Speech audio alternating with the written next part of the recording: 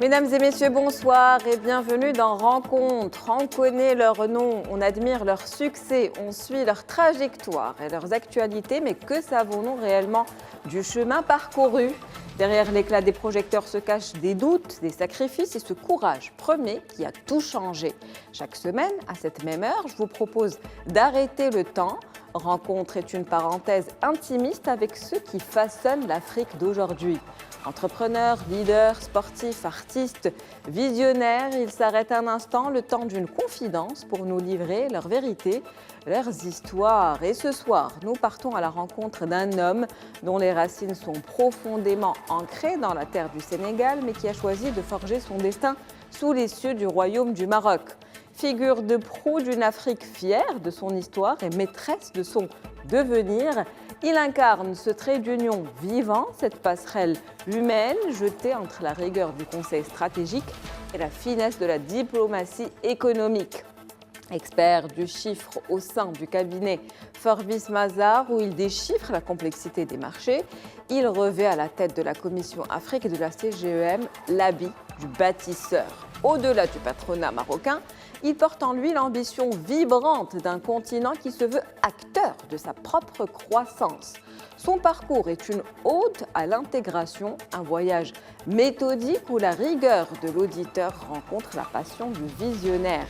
De Casablanca à Dakar, d'Abidjan à Nairobi, Abdou Diop dessine un investissement après l'autre, la carte d'une prospérité partagée, prouvant que l'avenir de l'Afrique s'écrit à l'encre de la solidarité et du co-développement. Abdou Diop, bonsoir à vous, c'est un plaisir de vous avoir comme invité ce soir.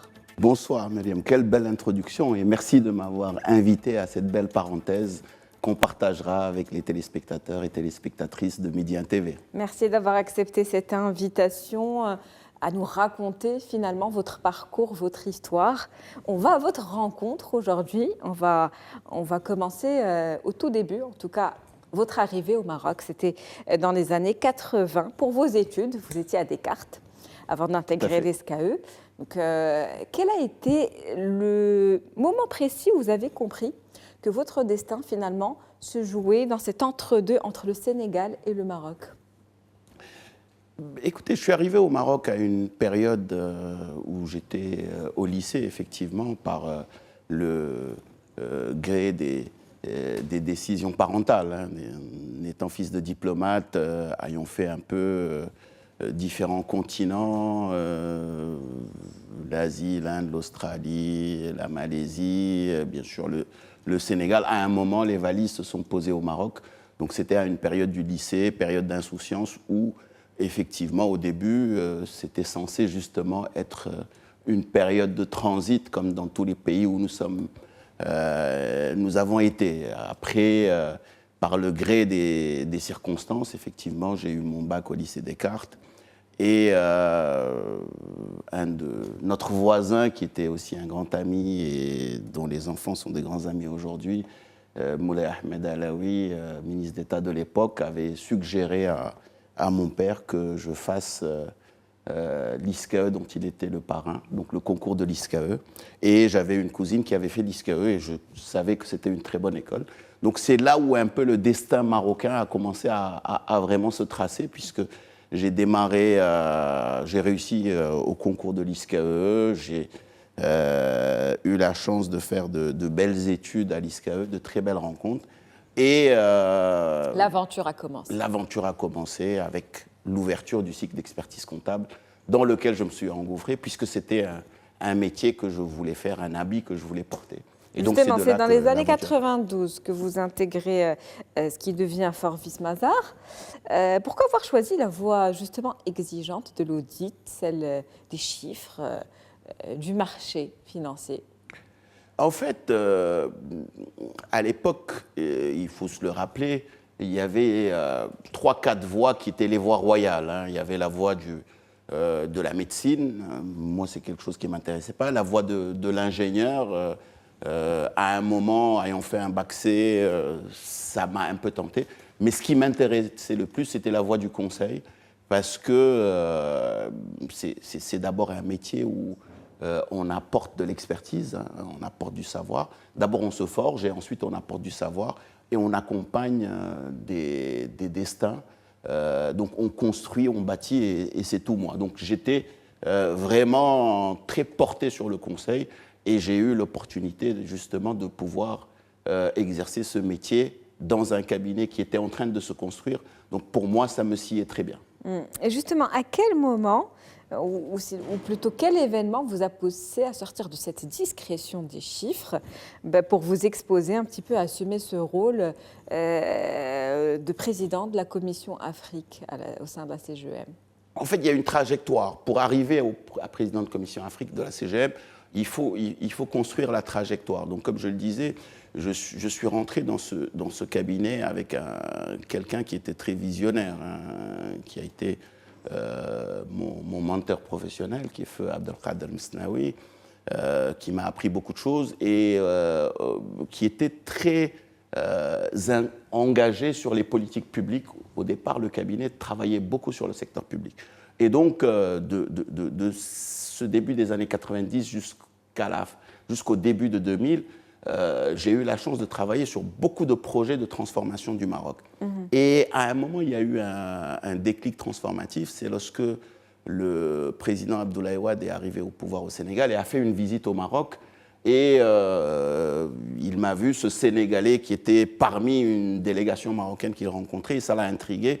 Et il s'est posé la question sur ce que je faisais et je lui ai expliqué un peu, parce qu'il était très fasciné par ce que le Maroc avait pu réaliser en quelques années. Et on a eu une discussion où je lui expliquais ce qu'on a eu à faire pour le développement de ces politiques publiques. Et il m'a demandé à ce moment, à l'époque, son Premier ministre Idrissa Seck était en train de mettre en place une équipe d'experts pour l'accompagner. Il m'a demandé de me joindre à cette équipe d'experts pour apporter un peu cette vision marocaine des choses. Et c'est là un peu où j'ai commencé, avec l'aval de Feu Abdelkader Mesnaoui, à m'intéresser vraiment à ce développement sur l'Afrique et cette ouverture sur l'Afrique. Donc j'ai commencé à travailler sur le Sénégal, sur la Mauritanie, et progressivement, après plusieurs années où j'ai pu vraiment exercer ce métier sur le continent et apporter de l'expertise sur le continent,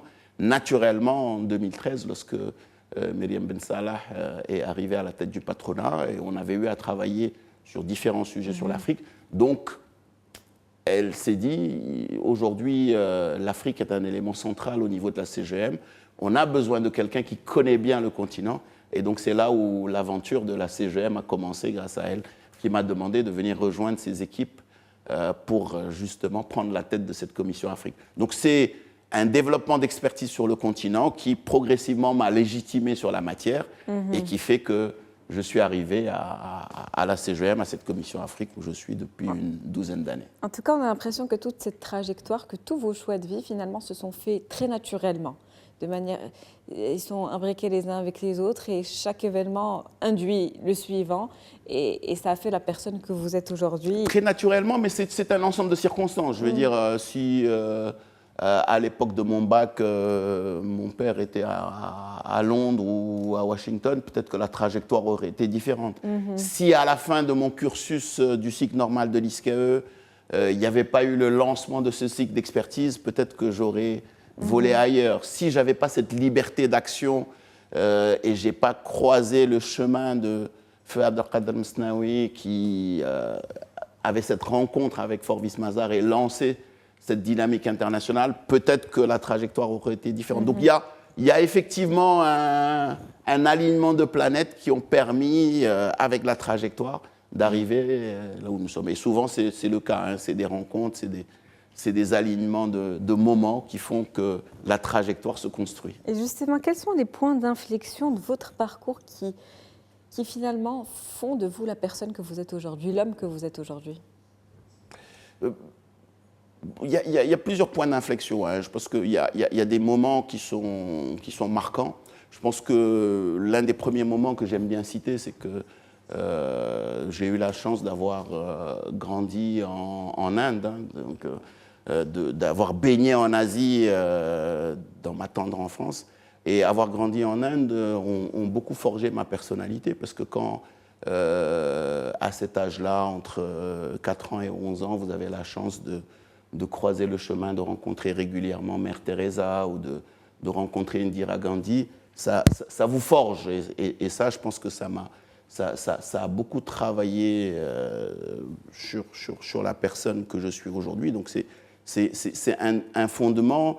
Le deuxième fondement pour moi, c'est justement cette période du Maroc où j'ai vécu vraiment la transformation structurelle du Maroc. Donc ça, c'est aussi un moment important. Je pense aussi toute la partie d'accompagnement de la dynamique africaine du Maroc dans un contexte très particulier et précisément la fin des années 2010 avec toute cette dynamique d'internationalisation et d'africanisation importante du Maroc, ça a été aussi des moments forts et bien sûr les différentes rencontres entre les différents chefs d'État. Justement, est-ce qu'il y a des figures, des personnes particulières qui vous ont marqué, qui ont joué un rôle prédominant dans la personne que vous êtes devenue aujourd'hui, que ce soit de la famille proche, des personnes que vous avez rencontrées, parce que finalement, on est le fruit aussi de notre environnement et de toutes les personnes qu'on rencontre. C'est elles qui nous enrichissent chaque jour. Oui, je pense que souvent, il y a des figures qui vous marquent. Donc j'ai parlé de ces figures, de ces rencontres de 30 ans en France. Bien sûr, il y a la figure paternelle qui est toujours un élément essentiel quand on est fils de diplomate. Donc il y a très certainement une sève qui a été semée et qui fait que je suis cet enfant du monde que je suis aujourd'hui et ce panafricain ancré que je suis, parce que je l'ai vécu pendant toute ma vie. Après, il y a des rencontres qui sont marquantes. Je pense que les premières rencontres avec Feu Sa Majesté Hassan II ou les rencontres avec Sa Majesté le Roi Mohammed VI dans le cadre des tournées, c'est des moments marquants. Les rencontres aussi importantes qui ont façonné ma carrière. Je pense que la rencontre avec Feu Abdelkader Msnaoui est quelque chose qui a façonné toute ma carrière, toute ma trajectoire. Et après, il y a des moments, je pense que le chemin que j'ai fait avec les différents présidents de patronat, en commençant par Madame Myriam Ben Salah, des rencontres de figures marquantes, quelqu'un comme le président Obama ou encore les différents chefs d'État sénégalais. Donc il y a beaucoup de rencontres qui, chacune, ont apporté quelque chose à la personne que je suis aujourd'hui et ça continue. Et bien sûr, après, il y a les rencontres plus simples et moins visibles, que ce soit la fratrie, que ce soit les proches, que ce soit mes associés, les collaborateurs qu'on rencontre chaque jour, les étudiants qu'on accompagne. Donc, c'est une somme de micro-sèves qui sont plantées dans une personne et qui font ce que nous sommes aujourd'hui. En l'occurrence, pour vous, ça a commencé très tôt. Vous avez tout de suite été ambassadeur de votre pays, quels que soient les endroits où vous étiez, dès l'âge de 4 ans, de ce que j'ai compris quand vous étiez en Inde. Donc, pour revenir à votre nomination à la tête de la Commission Afrique de la CGEM, ça a marqué la naissance d'un surnom qu'on vous donne, en tout cas que les médias vous donnent, Monsieur Afrique. Que pensez-vous de ce surnom? Comment est-il venu? Racontez-nous cette histoire. En fait, ça a démarré par un article d'une journaliste de Finance News qui a titré « À la rencontre du Monsieur Afrique du Maroc ».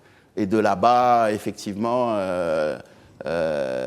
beaucoup de gens ont commencé à me surnommer Monsieur Afrique, Monsieur Afrique, Monsieur Afrique, parce qu'effectivement, j'ai cassé les tympans de tout le monde pendant de nombreuses années en parlant de cette importance de la verticale du Maroc, verticale africaine, parce que moi j'ai toujours été parmi ceux qui disaient que la continuité économique du Maroc se trouve sur la verticale. Et aujourd'hui, je suis content que tout le monde parle de l'initiative atlantique. Moi, je l'appelais à l'époque la verticale, parce que j'ai travaillé sur le continent et je savais qu'il y avait quelque chose à faire pour les entreprises marocaines, pour justement avoir cette coopération avec les autres pays africains. Donc, bien sûr, ça a commencé par de l'advocacy. À l'époque, où j'étais président de l'association des ressortissants sénégalais au Maroc, organisé beaucoup de semaines du Sénégal et des semaines de l'Afrique de l'Ouest pour justement pousser les entreprises marocaines à découvrir cette Afrique à potentiel. Et donc ça a commencé par accompagner des entreprises et bien sûr le fait que je sois à la tête de cette commission Afrique a enraciné tout cela. Donc c'est ce qui a donné le titre de Monsieur Afrique du Maroc. Et bien sûr après il y a des événements particuliers qui ont transformé ce Monsieur Afrique du Maroc en le plus sénégalais des Marocains et le plus marocain des Sénégalais, qui était autour d'une anecdote lors de la visite royale à Dakar. Un homme qui a épousé 2 pays, finalement. Tout à fait.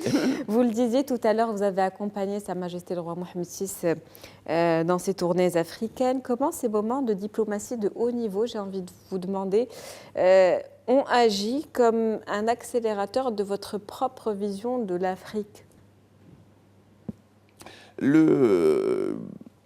Pour tous ceux qui étaient dans ces tournées royales, je pense que c'est quelque chose qui nous a beaucoup marqué pour plusieurs raisons.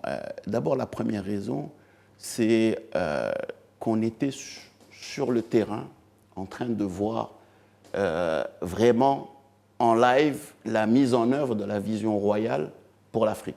Et ça, je pense que beaucoup d'acteurs découvraient. Pour moi, c'était une évidence qui était là.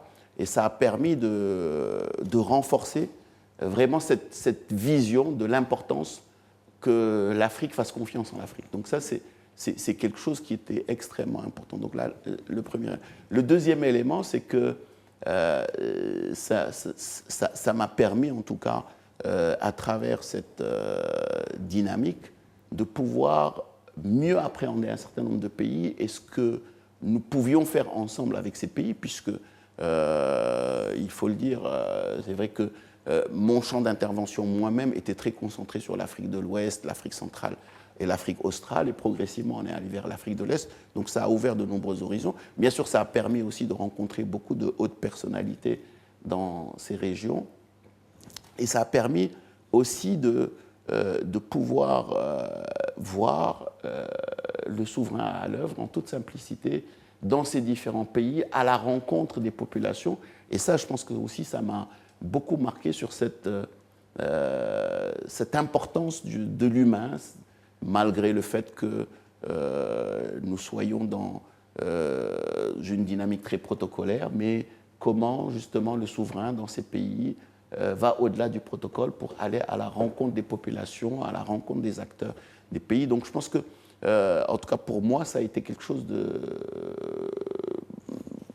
vraiment de très formateur, et aussi ça a transformé quelque part ma personnalité vis-à-vis de ces leaders qui vont en toute humilité rencontrer du monde. Donc ça m'a conforté aussi dans le fait que je suis un partisan de l'humilité. Je pense qu'à un moment, il faut toujours que nous soyons conscients que tout peut s'arrêter à tout moment. Et donc cette dose d'humilité, le voir à ce niveau, à cette station, était quelque chose aussi de très confirmatif pour moi. Un engagement donc pour une Afrique unie, prospère. Est-ce que ça a changé votre perception aussi du rôle du secteur privé et de sa souveraineté sur le continent ? Oui, très clairement. Je veux dire, pour nous, surtout, il y a une période où, si vous vous le rappelez, on était dans une transition gouvernementale et le gouvernement n'était pas en place. Donc le secteur privé était très impliqué dans ces tournées royales. Et donc ça a permis vraiment d'avoir une autre vision de comment le secteur privé peut accompagner la dynamique, la vision publique dans son développement, dans sa mise en œuvre. Et ça, non seulement pour nous, c'était très important de le voir et de le vivre, mais c'était aussi un exemple qu'on montrait à différents pays du continent. D'ailleurs, jusqu'à présent, beaucoup de patronats africains nous le disent, en nous disant que vraiment, on est très inspiré de ce que vous faites en tant que patronat marocain, cette dynamique que vous avez à accompagner la vision royale, la vision du secteur public dans son déploiement sur le continent. Et je pense que ça a inspiré aussi beaucoup de pays. Vous l'avez dit tout à l'heure, ça a transformé votre personnalité. Ce sont des événements qui vous ont marqué. À quel moment vous avez senti que votre rôle était en train de basculer et que vous passiez du conseil à la personne qui peut inspirer toute une génération africaine?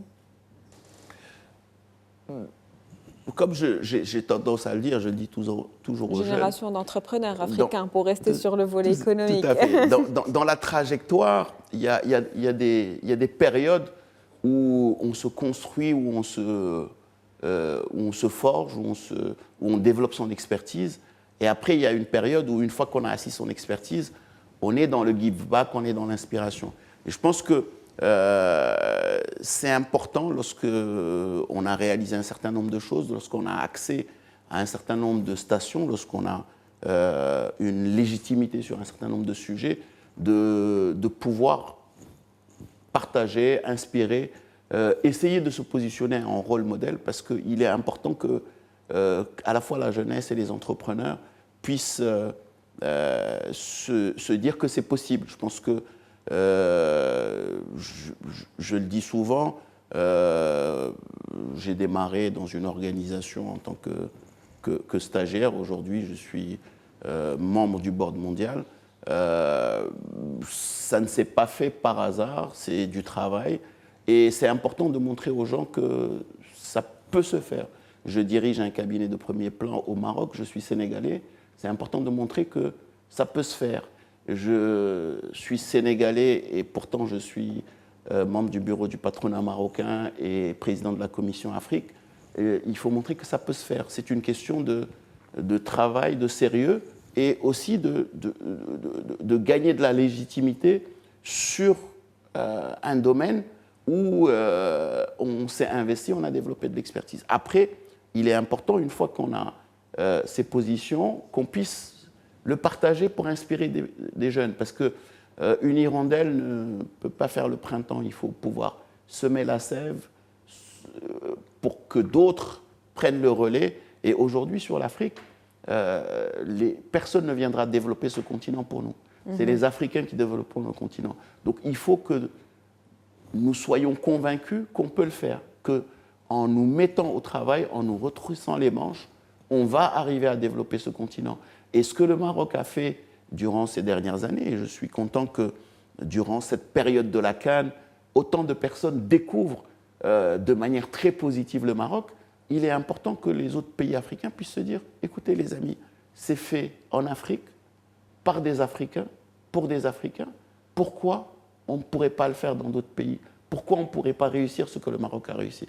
Et c'est dans ce rôle-là qu'il est important que nous autres qui sommes acteurs de cela, nous positionnons pour pouvoir inspirer d'autres et aussi diffuser cela à travers le continent. Et je pense que c'est un rôle qui est très important, qu'on ne doit pas négliger, parce que chacun doit apporter sa pierre à l'édifice dans cette construction de l'Afrique.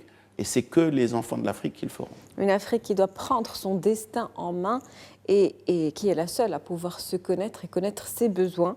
Avant de finir, parce qu'il nous reste à peu près 2 minutes, on va conclure sur un autre champ, celui de la maturité numérique. Donc vous parlez également pour l'Afrique, donc face à cette, on va dire, au développement de l'intelligence artificielle.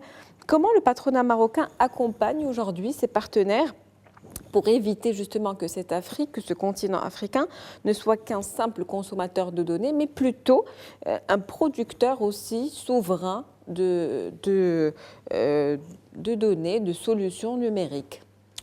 Aujourd'hui, nous sommes totalement engagés dans cette dynamique parce qu'il est important que 3 éléments soient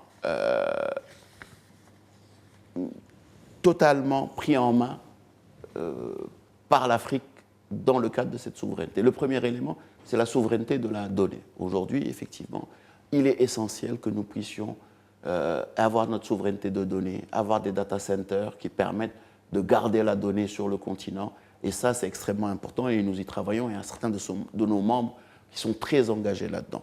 Le deuxième élément qui est très important, c'est comment dynamiser la créativité africaine pour pouvoir justement développer notre écosystème de start-up, notre écosystème de créativité.